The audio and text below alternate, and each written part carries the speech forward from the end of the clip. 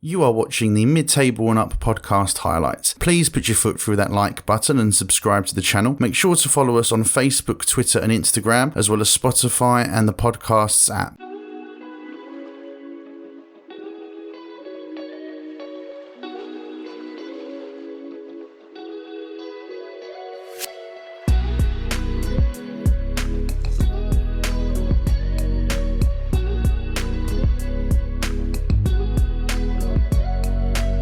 Well, I say a bit of an odd one. If he'd carried on at the level that we all thought he'd be going, he'd probably be higher on my list. And yeah, because he's really plateaued, he is quite low. I almost consider not putting him in there for a little while, but I did think he deserved it in the end. I've gone with number 9, Joe Hart, for me.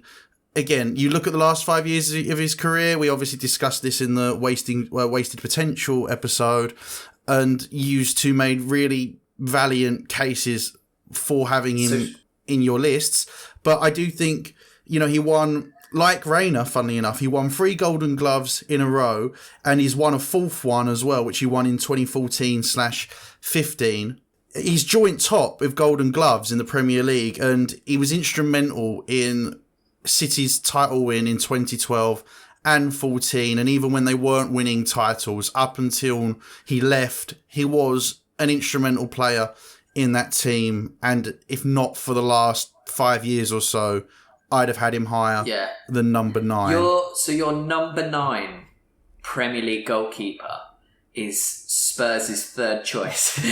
At the minute, yeah. At age 32. At the minute, yeah. He was Burnley's third choice last time. No, he'll be someone else's third choice in a little while. I was having the same quandary about Joe Hart. Yeah, me too. I agree with it. But in the end, I didn't put him in, and it's for the reason you've said.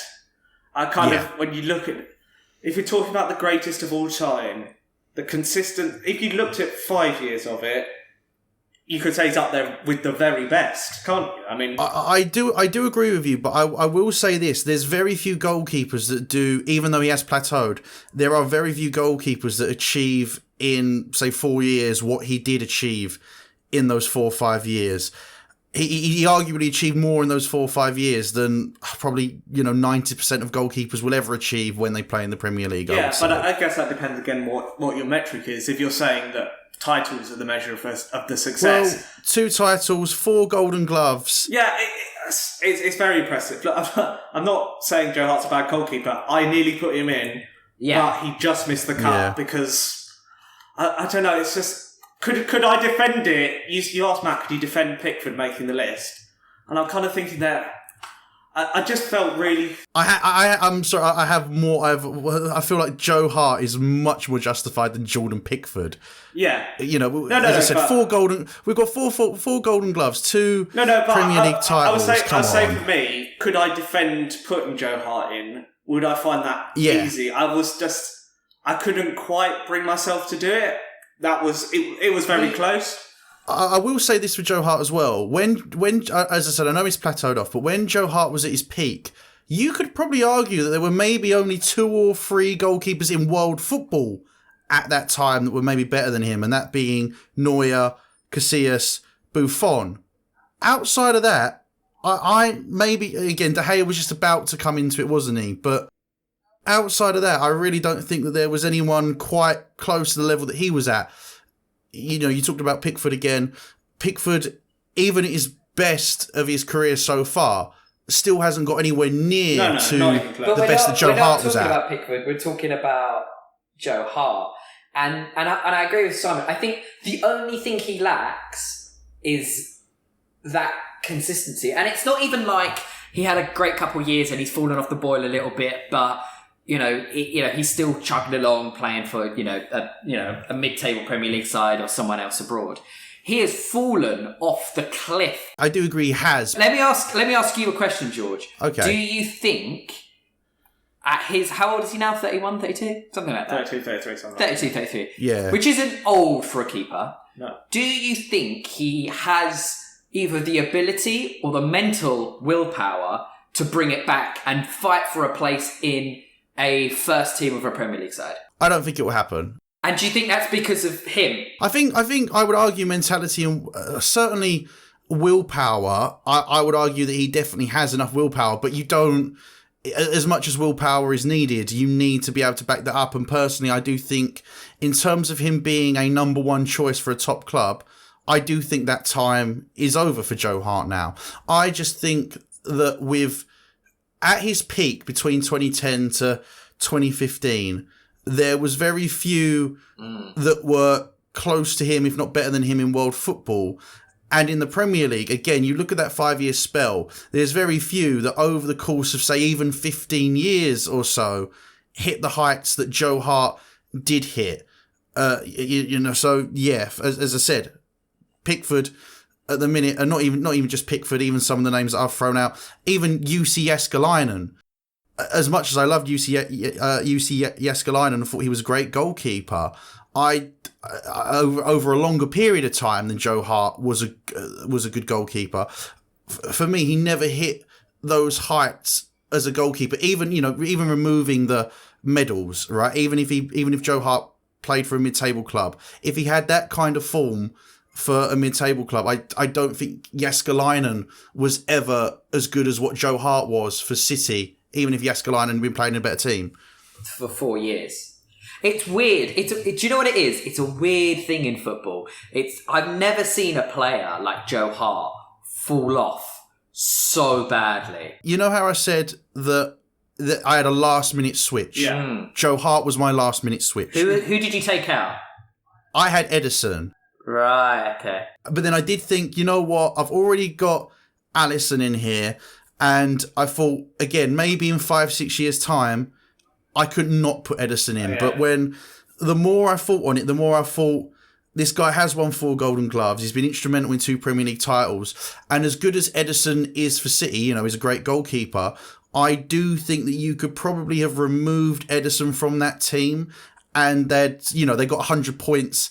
At least the year they got 100 points, they could have won that title without Ederson. Not so much the next year because Liverpool were chasing them down. But for me, Man City would not have won the 2 titles they did if in 2014, Liverpool had Mignolet. If you swap the goalkeepers around that year, Liverpool win the league in 2014, 100%. I think going back to Matt's point though, it's interesting that here we've got a player that we put on a list of wasted potential, and I will say used to put him on that list. I didn't put him on mine, though. I did think you fought a very good case. My point is that there are very few players that would ever cross over like that, because there's very few players that have fallen as dramatically or as far as Joe Hart. He was untouchable. His peak, he was untouchable as a goalkeeper. Completely. It was Joe Hart's number one for club, country, and there's no debate. That's it. That's just the answer. Yeah. And now it's like Joe Hart's nowhere near being top for club or country, even though he's not old enough to be past his peak. It's a really strange one. Yeah, I do 100% agree. With all the points that you guys have made, as I said, it was a last minute. No, I can see why you put him on there. I can see why we put him on the other list.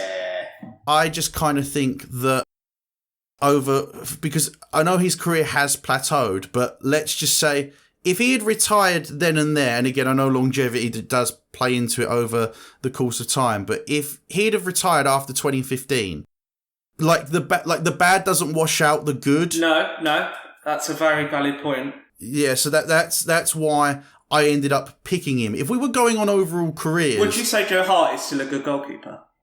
No, I probably wouldn't, to be honest with you. Not right now. Not on the basis of what I saw at West Ham and on the basis of what he's been able to do in the last 3 or 4 years. I would say he's probably not a good goalkeeper anymore, or at least not the level that he should be. What do you think is his level? League 2? League 1? It's better than that. I see League 1 goalkeepers, they're shit. I think at the minute, because it is a little bit difficult because there's such a lack of football over the last couple of years, I think a championship team maybe, just to see. Because as I said, I was going to say a relegation candidate, but when he was with us, you could argue we were relegation candidates and he was shite. Yeah, and Birmingham City, Blackpool, Tranmere Rovers and West Ham United, we all went, fuck that! Yeah, but yeah, no, I'd say a championship team it's kind of difficult to gauge at the minute because he's not had a prolonged period of first team football for such a long time now. Yeah. Anyway, I can see why you put him on the list. If I was anyone in the Championship, I'd be taking a punt on him. I'd say that. Apart from his wages, will be absolutely ridiculous. Yeah, that would be the thing that blocks him. That's the reason he's a third choice keeper. But then, if he wanted to prove himself, he'd take that wage cut, and then if he did a really good job, he could potentially get a move to a better club. I don't think it's worth it for him now, is it? I mean, he's 33. Maybe. If he took a year in the Championship at half wages, I think he's quite comfortable at Tottenham. But, he's not just had another 5 years of great success, then you could maybe argue that. He's had 5 years of disappointment. I would feel like I'd want to get that feeling of winning again or being important again. Playing time or $100,000 a week? I'd take $100,000 a week. Well, he made that for a good chunk of his career at City, didn't he? I know it's a funny one, but yeah. What I was going to say is he could damage his reputation to such a degree. Say he did go out to a Championship side and was then dreadful. You say the bad doesn't wash out the good, but people forget very quickly. There's a reason why he's not on our lists. Like, yeah. I completely understand why George has got him on there, and he was part of... I debated him, but... Yeah, he was part of my shortlist. I'm not going to deny it. The point of this conversation isn't, George, what you do. It's just... It's a really interesting... Because I've never heard anyone, professional or not, as in a professional pundit or anything, come out and really give a good explanation to why he's fallen off a cliff. It's a very rare thing to see a player fall off this badly. We talked about it with Pickford. I think the English media's got a lot to answer for. They were very big to build up Joe Hart at a very young age, and rightly so, because he was playing unbelievably well for Birmingham and then City. But then, as soon as and it's the big thing in the English media, as soon as they get the number one shirt, they're there to be shot at. It's like, completely. You climb to the top of the hill, everyone wants a piece of you, everyone wants to go at you, suddenly you're under a microscope, and it takes such strong mentality to get over that. And he did for 3 or 4 years. He just brushed it off and was just as good. But you can only do it for so long. Even then, and I do agree, I would say the final nail in the coffin in that instance was Guardiola, effectively, because he came in the door and straight away, before he didn't even give him a chance at City, he just said, "Don't want you." But going back to, sorry, I know we've kind of dwelled on Joe Hart for a long time, but I just quickly want to say, going back to, I think what you made was an excellent point, Simon, in that he might not want to risk going to, say, a Championship team because he might damage his the way that his career looks already. He might damage it even further. I would say that if that is his mentality and his current attitude, then he is finished completely. I don't disagree with you, but I can understand that thought process. Yeah, no, I can understand it. I can understand the thought process completely. But if he's not still got any kind of belief that he can do a job even at a Championship level, then no, he's done for me. Shall we move on? My number 9, Joe Hart. Your number 8. That's the final whistle. Thank you so much for listening to this episode of the Mid-Table and Up podcast. If you enjoy our top 10 lists, please make sure to follow us on Twitter, Instagram and Facebook. Let us know what you would have done differently. If you watch this episode on YouTube, make sure to put your foot through that subscribe button and leave a like on the video, as well as follow us on Spotify, the podcast app, to keep up to date with the series. Thank you very much. See you next time.